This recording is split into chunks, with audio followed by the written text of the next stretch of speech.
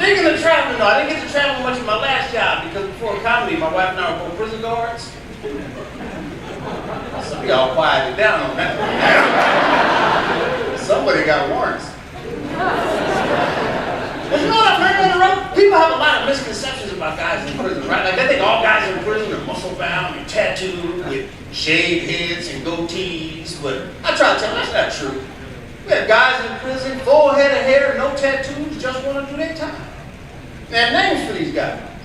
They call them things like Shirley,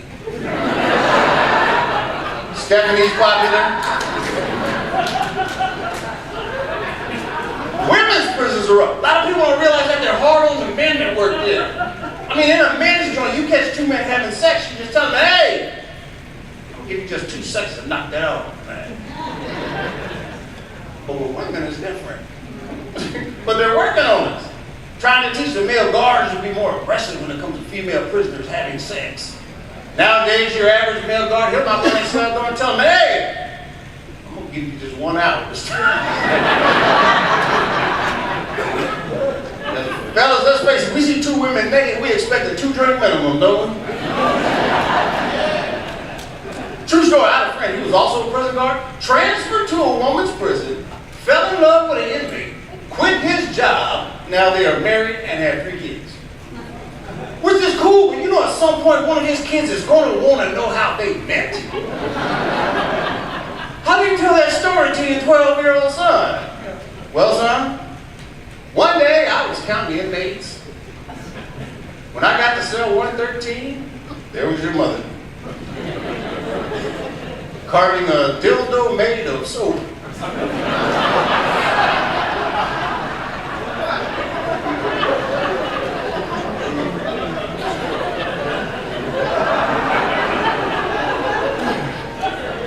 Oh, our first date. We met in the mock room. She wore her frilliest Status boxer shorts, and I had smuggled in Taco Bell for 2. She was so impressed. You know, she had never eaten a chalupa before. Then after we ate, we made love in a bed made of toilet paper rolls. You know, that's the night we made your older sister, Charlotte.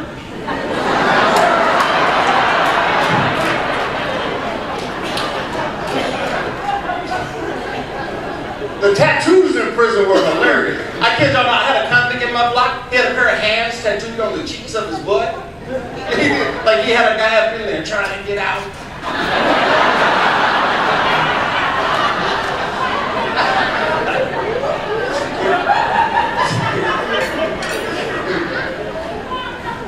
I tried to watch that prison series, Oz, on HBO. Y'all remember that?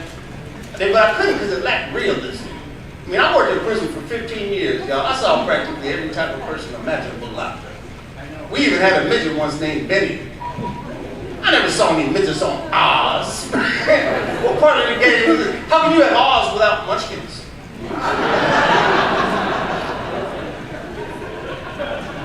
And we had to make a lot of changes for him, though, right? Like we had to get one of those potty training seats. Because he kept getting sucked in. And I don't know if y'all have ever had this happen, but man, it's not easy to snake a midget out of a toilet.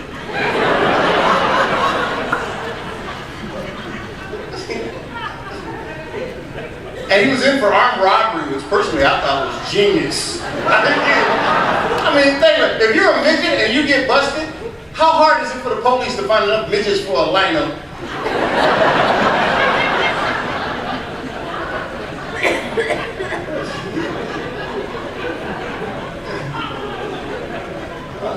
People find out I was a prison guard, they always want to know the same thing. Have I ever caught 2 men having sex? In fact, it doesn't matter if I did. It was at a rest stop on the way to Modesto.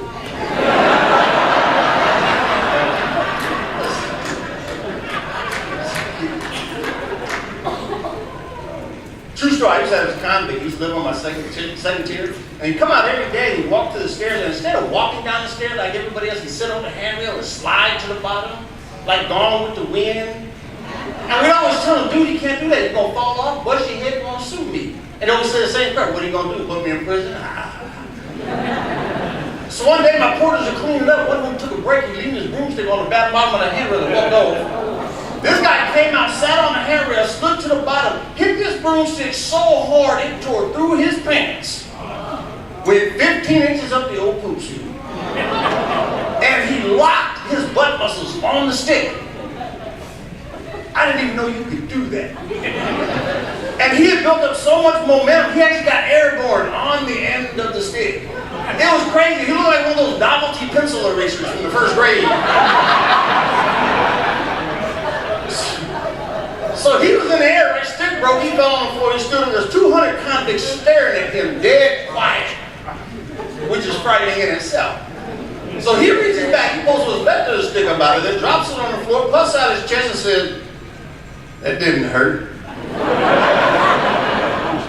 Which was the wrong thing to say. 15 inches is impressive. I don't care who you are.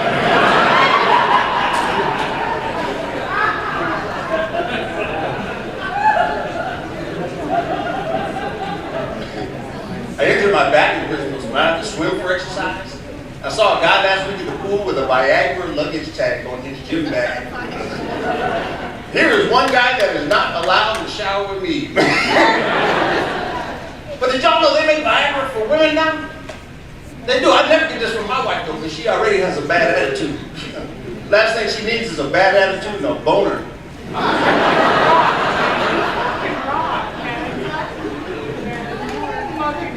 My wife is still in prison. Matter of fact, we met in prison. Which I guess makes our marriage the result of a prison romance. Ours was a little less complicated though, because we didn't have to flip a coin to see who was going to be the wife. It's me. Marriage changes this thing, doesn't it? You know, I've been married for 18 years, y'all. I do is the last decision I was allowed to make on my own.